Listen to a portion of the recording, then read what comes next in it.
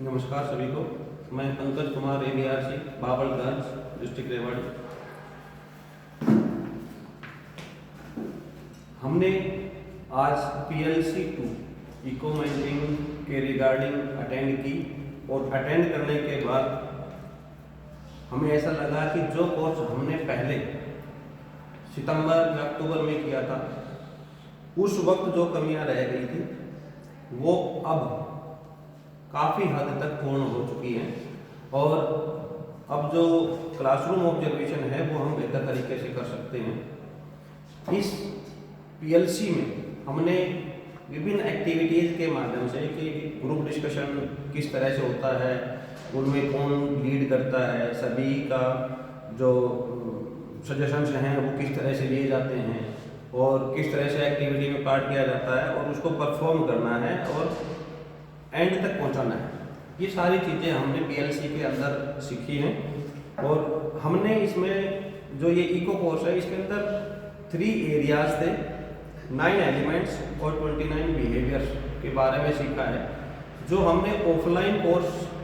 सीखा था उस वक्त कुछ कमियां रह गई थी,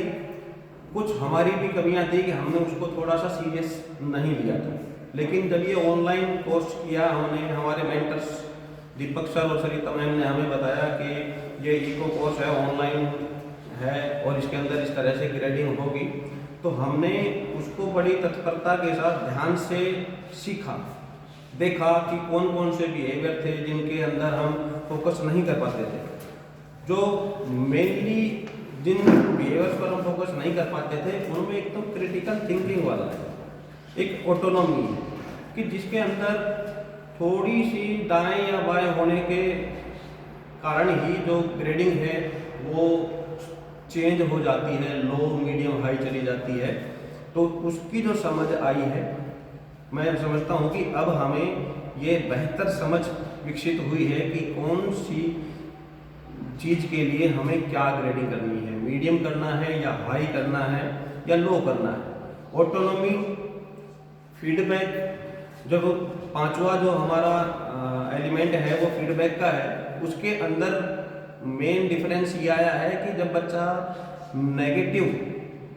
आंसर देता है तो किस तरह से हमने उस बच्चे को कंस्ट्रक्टिव फीडबैक देते हुए उसको मोटिवेट करना है और उस बच्चे से काम कराना है ताकि वो बच्चा सीख सके। इसके बारे में भी बहुत ही गहनता से हमारे एमपीज ने समझाया और हमें लगभग सभी ये टॉपिक है वो फीडबैक वाला वो बहुत अच्छे तरीके से समझ में आ गया। दूसरा है कि जब यदि कोई बच्चा कोई कार्य करता है 5.2 में, तो उस कार्य का जो फीडबैक है टीचर किस प्रकार देगा, तो वो पॉजिटिव जो फीडबैक है वो भी कि बच्चे के जो कार्य है, कार्य के करने के प्रोसेस या तरीके को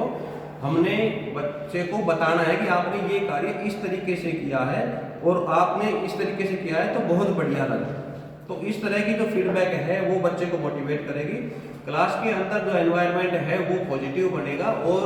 जो बच्चे हैं वो सीखेंगे, कुछ करने की उनके अंदर ललक पैदा होगी। एक